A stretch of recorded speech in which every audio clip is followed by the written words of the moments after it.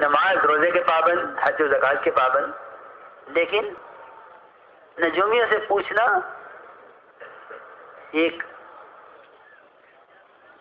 ضرورت سمجھی جاتی ہے، حالانکہ نیرا شرک ہے، نیرا شرک ہے، نیرا شرک ہے۔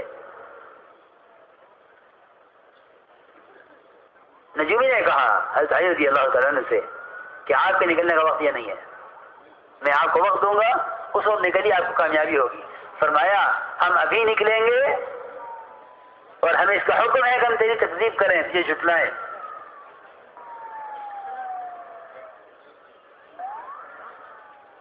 نجومی نے کہا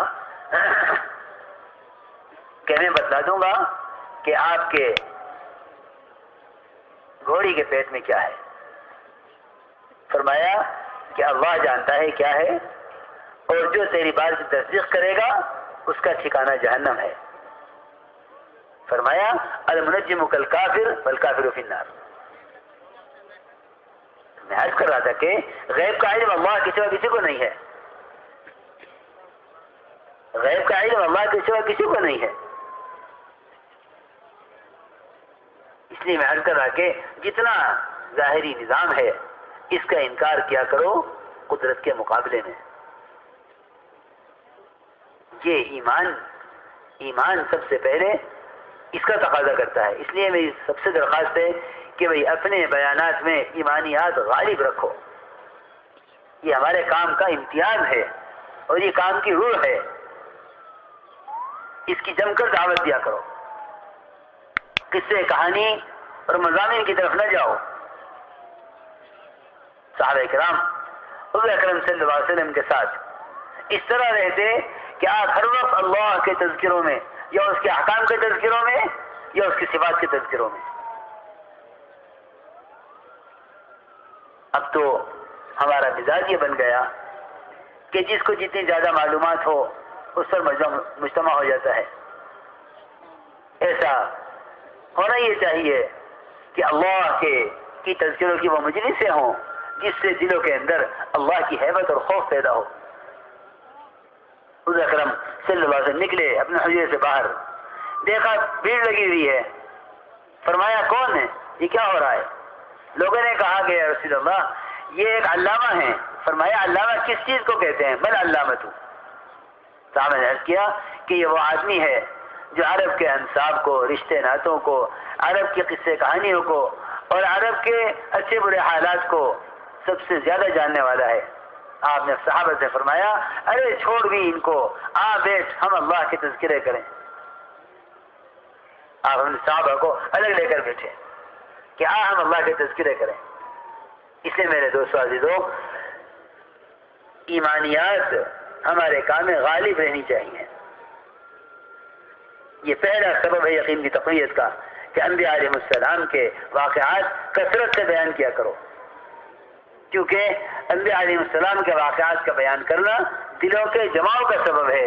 حضور اکرم صلی اللہ علیہ وسلم پر نبیوں کے واقعات اس لیے وحی کیے گئے ہیں تاکہ آپ کے دل میں جماؤ پیدا کریں۔ اللہ تعالیٰ خود فرماتے ہیں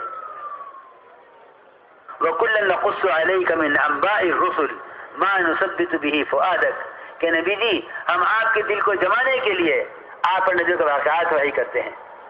اسے میرے دوستو عزیزو، انبیاء علیہ السلام کے واقعات کا بیان کرنا یہ سب سے پہلا سبب ہے دلوں کے اندر یقین کی تقویت کا اور دلوں کے جماؤ کا۔ دوسرا سبب کیا ہے؟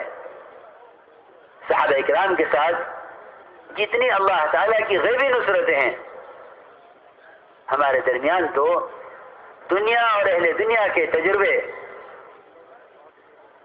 ان کے تذکرے ہوتے ہیں جس سے مادے کا یقین اور چیزوں کا یقین بڑھ رہا ہے۔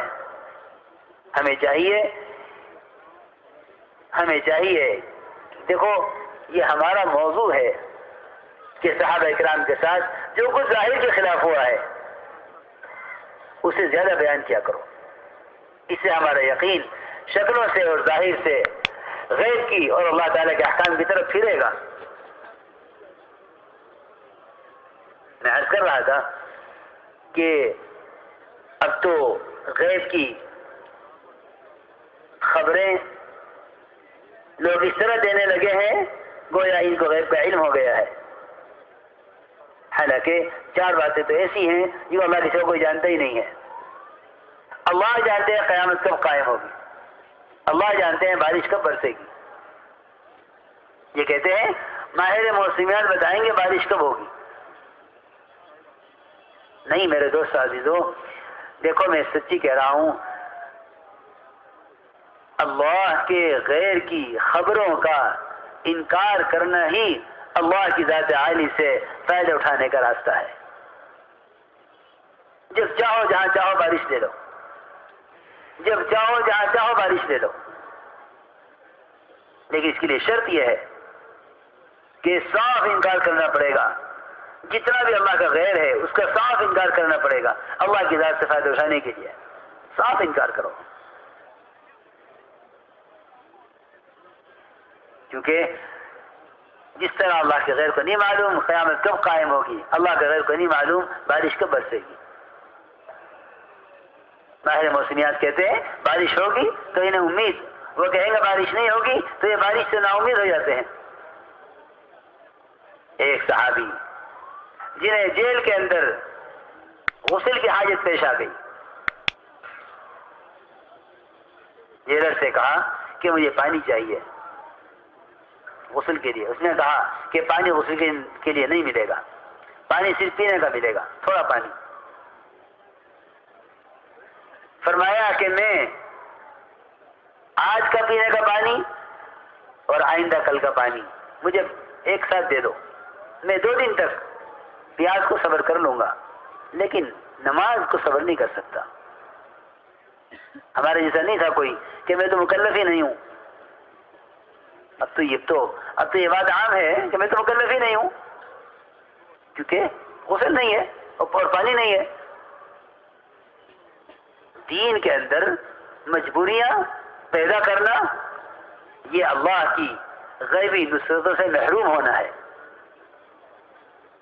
صحابی نے کہا کہ نہیں، مجھے آپ پینے کا پانی کل کا اور آج کا دونوں اکٹھے دے دو، میں غسل کروں گا اور 2 دن پانی نہیں پیوں گا، صبر کر لوں گا کہ مجھے نماز پڑھنی ہے۔ جیلر نے کہا نہیں ملے گا پانی، کل کا پانی کل ملے گا، آج کا پانی آج ملے گا، اکٹھا پانی ہم نہیں دیں گے ایک دن میں۔ اللہ سے لینے کے راستے اختیار نہیں کرتے، جو بندوں کے محتاج ہو کر چلتے ہیں نا، وہ ایسے ہی فاقوں میں اور ایسی تنگیوں میں پڑے رہتے ہیں۔ اللہ سے لینے کے راستے تو اللہ کے احکامات ہیں، میرا مجھے نماز پڑھنی ہے، کہ میرا بندہ عبادت کرنا چاہتا ہے اور اس کو پانی نہیں مل رہا ہے۔ روایت میں ہے کہ بادل آیا اور جیل میں داخل ہوا اور صحابی کے اوپر برسا، صحابی نے غسل کیا، کیونکہ بادل کا پانی تو قرآن میں ماء مبارک فرمایا ہے اور ماء طہور فرمایا، طہور انتہائی پاکیزہ پانی۔ یہ پانی، یہ بادل جیل میں داخل ہو گیا بشر صحابی کے اوپر۔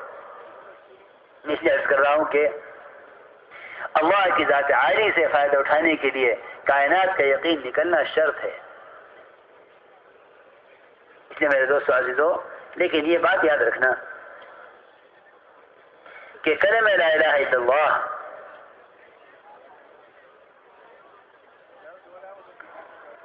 اس کا تقاضا اور اس کی حقیقت صرف یہ نہیں ہے کہ ظاہر کے خلاف غیبی نصرتیں نازل ہو جائیں اور ظاہر کے خلاف ضرورتیں پوری ہو جائیں، یہ اس کا تقاضا نہیں ہے،